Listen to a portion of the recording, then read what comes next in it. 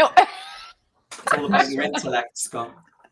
Yeah, always about Scott. Welcome, everyone. Welcome to the Sales Slap podcast, where we hit you with the hard truths, bold strategies, and expert insights you need to master the art of selling. And who's leading the charge? Meet your hosts, Rick Denley, Simon Hares, and Scott Donald. Get ready for real talk, expert advice, and game-changing strategies. Because in sales, you don't just play, you slap. Let's dive in. And welcome, everybody. Let's dive in right away. Our guest is a sales coach and CEO of the Curious Salesperson. She has spent 22 years in sales at all levels, has a master's in adult learning, and it's her mission to help salespeople ignite their natural curiosity so that they can feel more genuine as they sell while hitting the targets of their dreams. She's self-described as a little bit bougie and quite a bit practical. In her spare time, she likes to do handstands on the beach at her family cottage. It's my pleasure to introduce our very special guest today, the Curious Salesperson herself, Jennifer Kruger. Welcome to the Thank you for having me here. It's such a pleasure. We've already had so much fun. so we'll try and give the listeners joining in just as much fun. Rick's quite bougie himself. He really is. You need to discover that. He really is. Very bougie. Lovely. Yeah. Rick's bougie side. Okay. I love it. I could kind of guess. Yeah. It's not about me today. It's about our great guest, Jen. So Jen, tell us more about where to start with you are coming to us from. Yeah. So absolutely. I am in Toronto, Canada. I am in my basement home office. This is a real stone wall. It's not AI. It's not a background. People always ask me. So I live in a restored farmhouse and this wall wraps around the entire basement. And it's probably from the 1800s, but I don't know. So that's where I am. Hello, everybody across the globe. Well, that is a great start for us. Thank you. We're so excited to have you on the show today. So much to talk about. Let's dive into it right away. Simon or Scott, who's got the first question on the firing range for Jennifer? Okay, I'll put it over to Simon. What do you got for us, my friend? I'm sorry. Simon was like, who's asking a good question? I know, who's asking a good question? I'll just sit back and have a little nap. No, not allowed. I was still on bougie. We're diving right in. So, Jen, in your best bougie way, tell us why have you gone down this whole curiosity route? Why have you chosen that as your avenue to reach salespeople? Yeah, it's a really good question. And by the way, I don't know if I am that bougie. Like some of my friends or some of the people who know me, like, okay, Jen has a bougie side, and then she has the side that like I pick up worms, and as a little kid, I would wrap like garter snakes around my wrists. So I've got maybe that's why it's the like half bougie, half like, is Jen really going to do that side? So it was taken from your LinkedIn, so it wasn't made up. Yeah. It was on the internet. It must be real. It was on the internet, so it must be all true. Yeah. So here's, in all seriousness, I actually wrote the name of this company, so the Curious Salesperson, on a Post-it note about 6 years ago. And I was going to write a book, which everyone's been talking about. I was going to write a book called The Curious Salesperson with a mentor friend of mine. But then it turns out she didn't want to write a book and I wanted to make a training program. And so that's what happened. And at the time, I was lucky enough to be working with a number of different leadership programs, psychology programs, emotional intelligence, and coaching.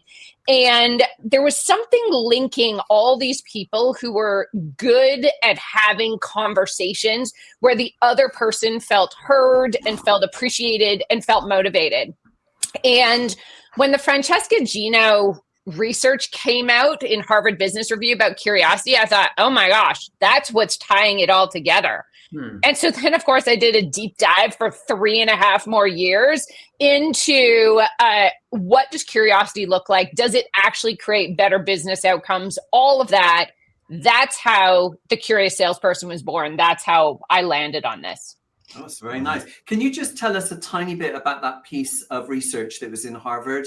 Just for those people who like to go, actually, where was that again? What can I do? Oh my gosh. So okay, hold on. I got to move this because I will tell you, these are like a tiny portion of the books, the podcasts, et cetera, on curiosity. So the Harvard Business Review research was from Francesca Gino that pretty much says curiosity creates better business outcomes because people ask better questions, which is obviously important in sales. And then on top of that, better questions means that you get more information from the customer so that you know more than your competitors. You also get deeper into what the customer wants. Right. So that's at a surface level. And by the way, some of the research by Francesca Gino has been a little bit disqualified for any of you who know that story, but not her one particular research piece on this. So there is way more on business, on curiosity in business and sales. There is a fantastic book called The Curious Advantage by 3 different authors who looked into this. They all met each other at Novartis.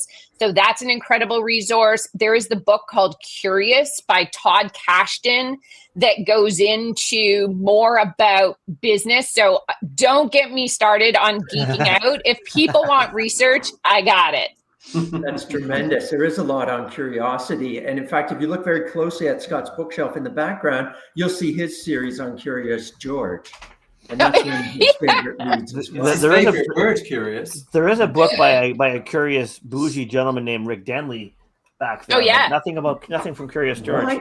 How did the bougie get moved over to me? I don't understand the shift in that. Well, so you know what? So this is brilliant, and we can talk about this for the whole time. We won't obviously, but one of my questions was on curiosity. So I'm glad that Simon went there, and it all the stuff that you just said about curiosity and how it builds better salespeople, and I just love this topic. So we're going to have to talk more about this offline. Yeah. And I suppose maybe I'm going to make a statement and frame it as a question so you can kind of riff on it a bit more. But in your experience and in your research and your reading, is the idea of being curious part of this notion of showing more interest in the other than in yourself? Like salespeople can be blamed for being selfish and having their own agendas and want to talk about themselves and their product and their company. And I wonder if one of the things that comes out of being curious is inherently this notion of being more concerned about helping the other person or helping the client than it is about yourself. Is that consistent with what you're seeing? Yeah, I think it is. So first of all, yes, absolutely. And I think it's also about having this ability to nimbly react to what somebody else is saying. And can I tell you a story on this? This is a coaching story. Is that okay? Yeah. So I call it the amazing breakfast story. And so about 3 years ago, I was coaching a pretty great sales rep. She was in California. We were meeting. It was virtual. She was getting online with them on Teams. And so we were meeting this prospect who she'd already met at a networking event. And so we get on the call. And by the way, the prospect knew I would be there as the business coach and leader. And so we get on this call and she says, "Oh, how are you?" Because she sort of knew this person, but not really. And he says, "Oh, great. I just had an amazing breakfast." And she says, "Nice." And then she goes into her well-prepared, like, "Hey, I saw that you also know so-and-so from LinkedIn and I know them too." And they had a nice conversation and they had a great business conversation that kicks off. I start losing my mind quietly way back in Canada on the phone, because if you think about it, what did this well-prepared, very good salesperson miss? Anyone want to weigh in there? What they had for breakfast? Yes. I'm like, I was losing my mind, because to me, I was like, if someone says to you, "I just had an amazing breakfast" on a Tuesday morning to a relative stranger over the phone, I'm like, wait, what made it amazing? Did you just win an award before you got to this meeting? Did you just conquer a diaper change of twins in a coffee shop? Like, did you bike ride up and watch the sunrise? I want to know. So you really are curious. Right? He means that in the best way. In the best way. And so here's the thing. Thank you for that. Here's the thing. Like when someone says to you, I had an amazing breakfast, that's when I know you've got your great sales research and all your great questions. But my point to her was, and by the way, I was able to text her, like, I was like, ask about the breakfast. And so she did. And as it turns out, this is the craziest coincidence. He was meeting his brother who had just come in from Australia. They met really early because the brother was on different time zone. And as it turned out, he had worked in university at the cafe where they met. So this beautiful human connection was created. They laughed. She said, is such and such, I didn't remember what it was, but some kind of crazy breakfast sandwich still on the menu. He laughed. And now they have a golden human connection. That's the goal. That makes her memorable. You said that the beautiful human connection.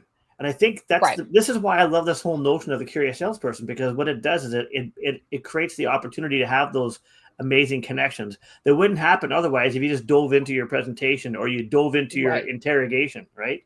Yeah. Like it's nice that they knew someone, jointly knew someone on LinkedIn, but that wasn't the most important piece of that whole opening. Right. Yeah. That's where curiosity comes in.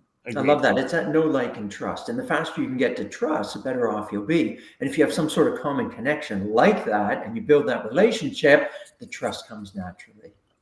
Yeah. Very nice. What do you say to those people, Jen, the salespeople that say, they say this time and time again to me when I'm training them on discovery and questioning and what have you. That's just too nosy. That's too much. It sounds rude when you ask that, especially when you start asking questions. And why is that? And why is that important to you? And how did you do that? And when you start to get into it, my instinct is, well, if you think it's too much trouble or you think it's too pushy, then basically you're not interested. And I have a problem with that. Yeah. But what do you think to those salespeople that say it's too much, it's too pushy? So I get this pushback all the time because I tell salespeople to ask about budget in the very first meeting. And it drives people crazy. It's like, oh, I can't ask that. I'm like, what? You need to ask that. So here's what I would say is, number one, it depends on tone. If you are firing questions at people, it's going to feel unusual. It's not going to feel good. But if you say something like, okay, tell me a little bit more about that. Yes. Or if I can use the from Rick and Michael Bungay Stanier, love this question. And what else? Michael Bungay Stanier is another great leader up there who has a book called The Coaching Habit.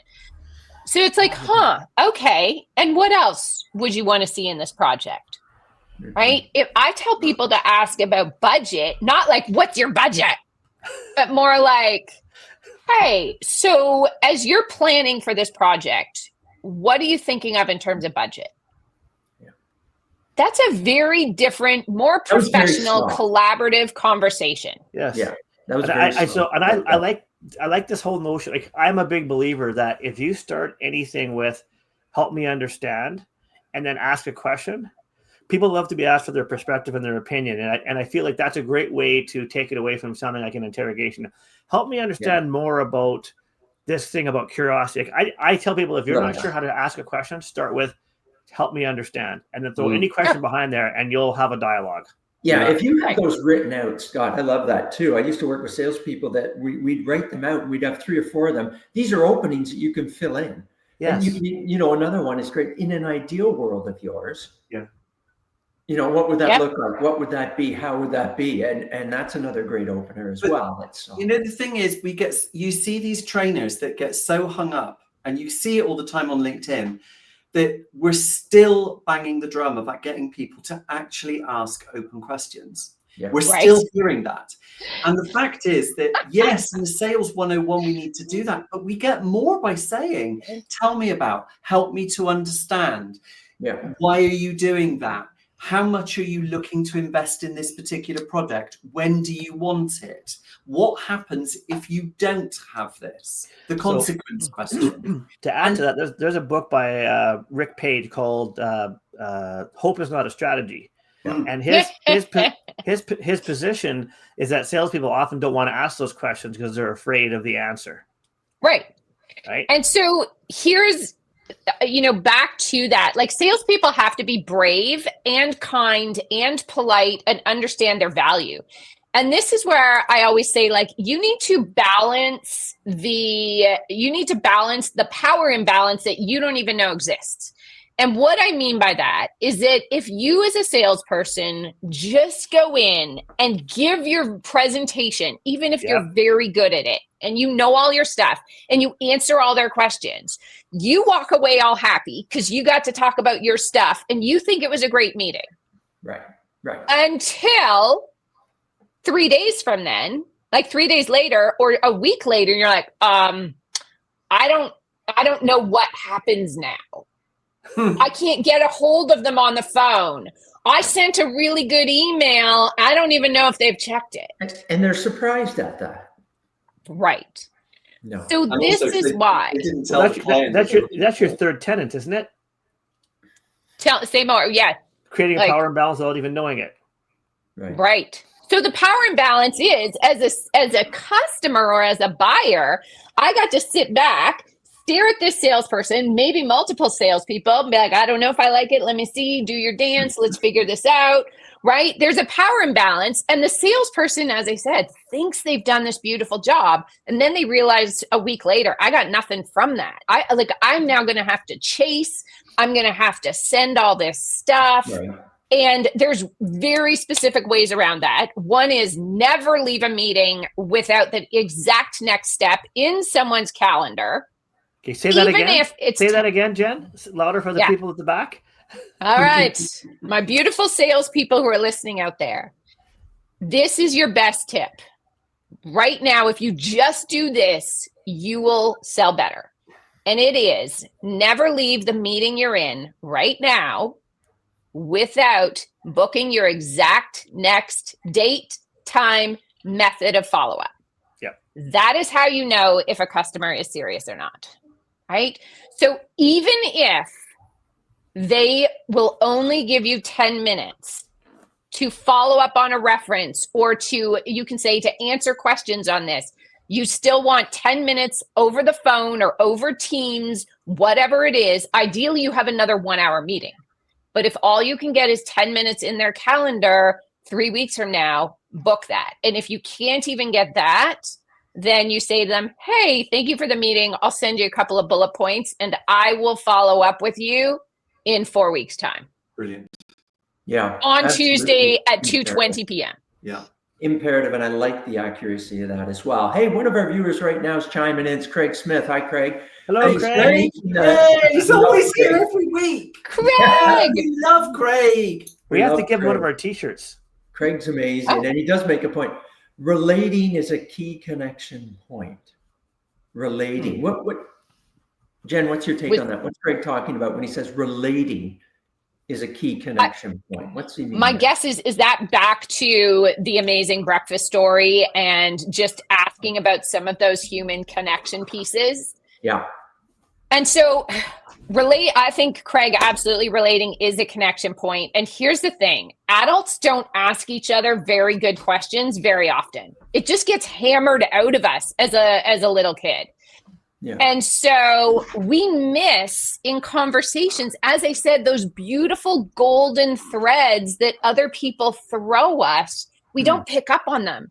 But if we did pick up on them, then we have this beautiful connection, like the amazing breakfast. Craig, is that kind of what you meant? Not sure. Yes, he says the breakfast story. You know who's really good at picking up on golden threads? You know who's really good at that? Is Scotty boy there. Scott is absolutely king because we got a dance from him too. When we're in conversation with Scott at any time, Scott subconsciously says, if I've got this right, what I'm hearing is, or he'll say, what I'm hearing is, and he says that a lot, and I love that. But when you're talking to salespeople about being curious and asking questions, isn't it amazing the number of salespeople who think that the curiosity stops when they walk out the door? Right. And fortify that point. the number of times that I see salespeople walking out the door, and to your point, I'm going to call you Jen now instead of Niffer, as I called you just now. Yeah. I love that version of Jennifer. It's just great. Niffer was earlier before the podcast started, Simon. Yeah. And now I can be Jen. We do that in our 30 plus minutes here on Sales. We all do it. We all do it. Generations. It's 30 minutes. Anyway, when they get back to the office, and then to your point, Jen, where they turn around and they say, and I've got to send them all this stuff. Oh my gosh. They go back and they just churn out the most random deck of stuff that's been put together by non-sales people who never see customers, who feel that point needs to be in there. And then what they do is they send a follow-up email, and this kills me. Because they send this follow-up email, and very rarely do you actually see in there any of the things that they've talked about. And what they do is they start by talking about themselves. Yeah. Now, one of the best tips that I ever learned, and I learned this very late in life, about continuing curiosity. Yes. And this came from management development when you're having continuous conversations with members of staff, is after the meeting, you confirm with the client what you heard by starting that email with a little bit of stuff saying it was lovely to meet you, but with the words, what I heard. You tell them that I listened. You're doing that. You're not only telling them that you listened, but you told them you've remembered, and you are spiking their returned curiosity, because they'll go, oh yeah, let's see what you listened to then. Because then you're forcing them to read about themselves. Yes. You got Niffer all fired up now. Hey, Niffer, you're all fired up. I'm all fired up because this is one of the 5th principles in my 7 principles of the Curious Salesperson, and it's called objective focused selling. And what it means is that you state the purpose, the reason that you are there for the meeting, even if it's in the calendar invite, even if it was 2 days ago, and in our sales brains, we think, well, surely they remember. Even in an email, it's like, hey, the reason that we're connecting, the reason I'm emailing you, the reason I'm calling you is the purpose of this. That objective is so important. And it links into the psychology that people's brains are busy. People have so much on the go. People don't even remember if they had chicken or steak for dinner or salad last night. So your point about, let me remind you what we talked about. It's not only respectful and gets people nodding, it also makes people realize, oh, I was articulate on 9 out of those 10 points. The 10th one, I know those words came out of my mouth, but that's not what I meant. So I better clarify that, even if it's in an email form or it's in a verbal form in a meeting, which is bring people's brains back to where you were. Because if you are a salesperson coming in to meet someone, they come screaming into the room, even if it's on Teams or Zoom or whatever, they come screaming in. Their brain is 10 minutes back in the meeting they just came from. Yeah. So doing that, reminding people like, hey, we're here for this, or this is what we talked about last time. That is such beautiful moments to kind of tame people's amygdala, which is our fight, flight, or freeze. Don't get me into my emotional intelligence piece, because we could geek out on that. Amygdala? But it's important. I said amygdala. I take somebody with a strong EQ over somebody with a strong IQ anytime. Yeah. Anytime. That's important in sales. Anytime. Listen, I want to get this one up as well. Do you know JP Madden? We've got a lot of viewers on today, by the way, so I'm going to try and get your comments on. Thank you for being here. Hey, JP. Curiosity keeps assumptions at bay. Assumptions kills deals quicker than anything. Jen, what are your thoughts on JP's? What a great comment. Yeah, JP, bang on that. Here's what happens to us. And especially as we get really good at our jobs, we're more senior salespeople and we know our stuff inside and out. When we get experienced like that, what happens is that we walk into a client's office or a new prospect, or we get on we get on video with them, and they start to talk, and our brain naturally finds shortcuts. So what our brain does is, yeah, I've heard all this. I know what you need to do. Let me just tell you. Yeah. Okay. And what happens is that, yes, it's in Daniel Pink's To Sell is Human, which is right behind my little workbook here. Right there. And so it's also in the book Curious by Todd Kashdan, which talks about psychological flexibility. So what we need to do is, instead of have our assumptions. I'm not saying don't use your expertise. We definitely need to use that. Yeah. But what I'm saying is just double check before your brain stomps all over their ideas and all over the comments in the meeting. Double check, what's the nuancy difference in what they're trying to tell you from what you've heard before. That's what's really important. That's going deeper. Yeah. There's a group I worked with a couple of years ago. There were a bunch of engineers, and they said that one of the things that they took from the training was the simple idea of stop solutioning. So whether you're a salesperson, or you're an engineer, or you're a sales engineer, as soon as don't have your brain go to solution mode. Yeah. It's this whole idea of staying in that curiosity pocket. Yeah. Right. Yeah. And then pulling on threads and asking. Well, Albert Einstein said it. He said, I'm no smarter than anybody else. I just ask more questions. I'm infinitely curious. So before he moves on to solutions, he asks questions and digs deeper. That really shows that you care as well. Now, Jen, I want to ask you something here. Scott started to talk about it a little bit as well. You've mentioned before and stated that salespeople right now, and I want to come at it from a leadership angle, please. Sure. Okay. So leadership related. Put your leadership cap on now, because you're a coach. Got it on. That's an easy one. You are a mentor as well. So you've said, okay, salespeople are engineers, accountants, CFPs, architects, electricians, and other educated people and professionals. Everyone told them, this industry, so selling will be easy. They've realized that's not true. It's not, even though you know your product so well. You can have this huge product knowledge and still not be selling well. How, as a leader, what can leaders be doing to help salespeople bring the value? So what can leaders of salespeople be doing right now to help them become better salespeople? What's one thing leaders should be doing? Well, so there's a lot in that question, because my point about, when you're an engineer, when you're a professional accountant, if you're an electrician or a plumber, and now you're selling electrical supplies or whatever it is that there's still a myth. And I think this is believed by a lot of salespeople, and therefore by a lot of sales leaders, that sales should be natural. And it's a profession like anything else. It takes time, it takes dedication, it takes training, it takes learning on your own, it takes learning in a group.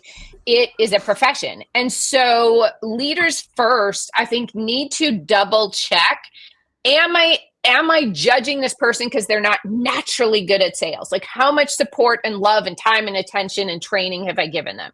So that's number one. And by the way, lots of companies do give their salespeople a ton of training and support. Right. But I think leaders, this came up in actually some of your other episodes, which is start by asking them the prep questions, right? Like, who are we meeting? What have you asked them? What do you already know about this? Right. What is going on? So modeling some of those prep questions. I think leaders need to model some of the new technology as well that's out there. Like, if you've got, I would love it if a sales leader said, hey, let me show you how I just used ChatGPT to organize my speech for this conference. Now I'm going to take it back and make it mine. But they actually share their screen in a team meeting about how to do that, because I would say don't assume that your team knows how to use all the technology. Don't assume they know how to use your CRM perfectly. Don't assume all of those things. It comes back, it links together. So I think leaders need to approach your, this is so trite, but approach your people with curiosity. Like, what do you know? What is happening out there? Let me understand that. And that's great. And I like that. I'm going to throw something else in here. Yeah. Because Rick, you started off by saying they've got all this product knowledge. What should leaders be doing? Yeah. Well, let's make something really clear straight off the bat, shall we, leaders, especially sales leaders? Product training is not sales training. Say it again. You can know as much about your product as you want, but it don't mean shit if you can't sell. Now, let's and Simon, I'm a recovering engineer, so I get it. Right. Yeah, that's fine. But there's a lot of people who don't. And there's another thing as well that comes out of this as well. If there are so many sales leaders out there that genuinely believe that selling is more natural, then why is it so hard to recruit? And if it is such a natural process, then why don't we all do it? Why doesn't everyone do it? And the reason is this. Sales ability separates salespeople from regular people for one major reason. We have the ability to convince people to part with their money in exchange for services of value that will help them make money, save money, or reduce their risk. And not everyone else can do that. We have an ability, we learn it, and the way we learn it is through skilled sales training, how to have a commercial conversation. It's not natural, it's learned. If it was, we'd all be doing it. You know, it's amazing. It's a discussion I have all the time when I get on stage right in front of people right away. I said, are leaders born or are they bred through development over time? And that's a big difference. Is Artie one in on the conversation, Simon? I'm so sorry. Artie, we love Artie. Artie's the best. Listen, I just want to bring up from our viewers for a second here, Scott, and we'll jump over it and not miss it. Yeah, Craig comes up with a point. It's in our nature to solve rather than listen. Even in conversations with our spouse, I get into solve mode when really my wife just wants me to listen. I won't even go there, Craig, because you're like, oh, I can fix that. I'll fix that. They don't want you to fix it. Just listen. Wait, so here's Craig. Craig, I can't help but think that you're referring to a video. I want everybody to go look at this video afterward. Just called "It's Not About the Nail." It's a 3-minute video about a couple. You seen it? Absolutely, I've seen it. Yeah. It's Not About the Nail is perfect for this. But what I want to segue to what Simon just said is, so I've worked for companies that do software development. I worked for KPMG for 3 years, nothing against accountants. But my experience, I love you guys, but my experience is that people who, whether you're an engineer or an accountant or a software developer, I almost feel like if you're really, really smart in a certain area, then there's a common assumption that, well, I'm really smart, so therefore I must be able to sell because I know stuff. And I actually feel like that immense knowledge they have or specialty in a certain area can actually be an obstacle to them being even more effective, because I think it could infringe on that curiosity muscle that we've been talking about. Yeah. Yes. Well, one of my audiences that I love to work with are people like Rick. I love that you call yourself a recovering engineer, but an engineer, an accountant, people who have professional designations and then wound up in a sales role. Maybe it was the next level for their company, or they wanted to try something different. And the challenge is that sales still has such a negative reputation and connotation out there in the world. We haven't really moved the bar on that very much. That no one wants to think of themselves as a salesperson. Therefore, if I'm an engineer, and this goes beautiful. This goes back to what leaders can do. Leaders don't want to have a conversation with a senior engineer who knows the product inside and out, that maybe they need sales training as they move into this role. Because that's a tricky conversation, because the engineer hasn't even possibly got their head around the fact that they're in sales. If you think about all the euphemisms we use for sales roles, I'm an account executive, I'm a business development person. No one goes on a first date or meets someone at a backyard barbecue and says, I'm in sales. They describe the title of their job. Because if they did at the backyard barbecue, people would take their little hamburgers and go, nice to meet you, right? So we still have such a negative reputation of salespeople. And that's why there's a whole group of professionals who are selling who used to be just a straight engineer or financial planner or whatever. And I'm like, shoot, I got to actually admit that I'm in sales, number one, then that this is a profession, number two, then that I might need some help that's different from all the stuff I knew before. I need help. Smart. I'm an engineer. I'm smarter than you. Of course you are. Not smarter than, but as smart. And you may be smarter than me if you're an engineer. However, what I find interesting is that the sales is still a skill that they have to admit. And I just love that thing that they need help. So. I love the fact that somebody can get to the point where it says, hey, I need help. Right? So that's all. I just want to reinforce that point by Jennifer, is that the secret to being able to be a better salesperson or sales leader is admitting to yourself and others that you need help and getting that help, whatever it's, taking a course from Jennifer or reading a book or taking a LinkedIn course or whatever it is. That's it. Now, I just want to get this up from JP. He emphasizes a point that 100% he agrees with the fact here that the client needs to believe that they're understood. Right. Even if understanding them, even if you don't believe it, they can't have confidence in the solution. So curiosity delivers that understanding. Great point, JP. Appreciate that. Now, and you know what? Oh, Rick, can I just add a little analogy to that? So I always talk to people like, I know you, like, even if you do have the answer, the client still needs, or the customer still needs to feel understood. So imagine if you wake up in the morning, you have spots all over your body. You are lucky enough to go get a doctor's appointment at the walk-in clinic that afternoon. And the doctor takes one look at you and says, you've got the measles, and writes you a prescription. You would stand there and you would be thinking, wait a minute, how do you know I have the measles? You didn't even look at me. I want to talk about how this one on my wrist is that much itchier. And there's like 5 down my arm here and da-da-da-da. I want to tell you my story. Then I might believe that I actually have the measles once you paid attention to me. We don't know. Maybe this doctor is a full measles expert, or they know that there's an outbreak in your area. We don't know all of that because as the patient, or to my analogy, the customer, like, let me tell you my stuff. Then I'll believe what you have to say about what I should do about it much more. Prescription without diagnosis. Leopard. Yeah. Simon, I was just going to say so many bubbling points here. Yeah. But I just want to say that prescription without diagnosis is malpractice. Exactly. So we got to be careful of that. Dig deep. So now, solution without discovery is sales, right? Solutioning without discovery is sales malpractice. Yeah, sales malpractice. See? And then, that's funny. And then, Rick, sorry, I missed your other comment. What was it?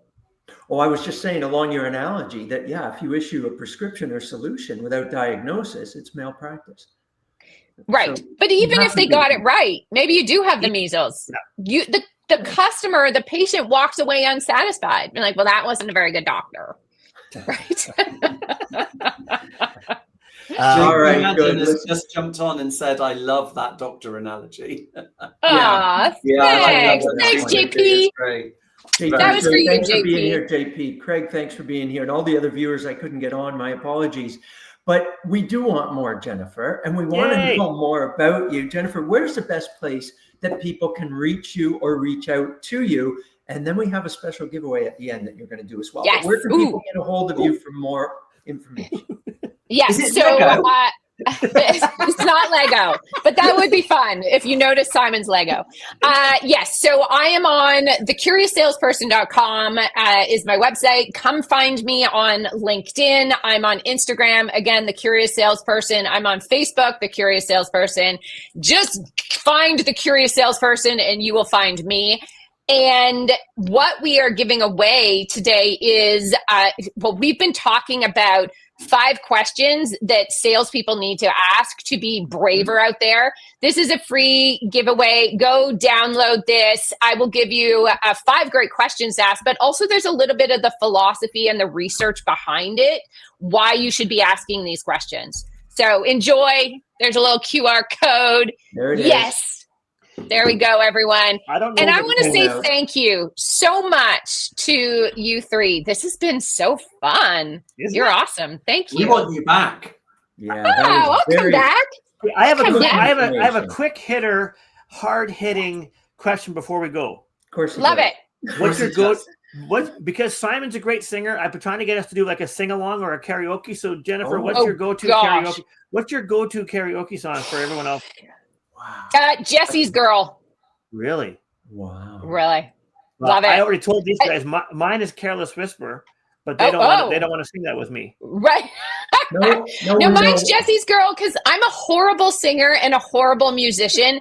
And this is actually terrible because my husband's side of the family is so beautifully musical that I tried to not dilute my children's musical genes. So Jesse's Girl is a low range, like you can, and everyone kind of sings along with you, so they don't really hear your voice. That's why it's my go-to karaoke. I'm never going to dance again. Guilty Feet, I've got no rhythm. Oh. I mean, that's a sway song. You're getting the whole pub to sway, not like rock out. Reach out to Jen. Get her 5 questions, which are so great as well. Jen, thank you for being on the show today. Yes, thank you. Absolutely fantastic, and we will have you back. Thank you so much. Thank you so much. Thank you for being here. We got good people coming on. The next one? So next week, or 2 weeks from now, we have a friend and former colleague of mine, Lauralee Kovacic, who is a sales leader in Western Canada. She's worked for Sprint Canada, Rogers, Atco Infrastructure Services, and now she's head of business development for a big engineering firm in Western Canada. And she is incredibly lovely and fun, and you guys are going to enjoy her as well. Thanks. Beautiful. Is she an Oilers fan? Ooh, you know what? She's originally from Banff and she lives in Calgary. So I don't, what? I'm going to have to ask her that question. We'll find out. I'll be listening in 2 weeks' time. I'll screen that ahead of time. So, maybe we have to cancel her. So. And on that golf on ice comment, which Simon's thinking about, we wrap up this version of the Sales Slap podcast. Everyone. Yes, you are.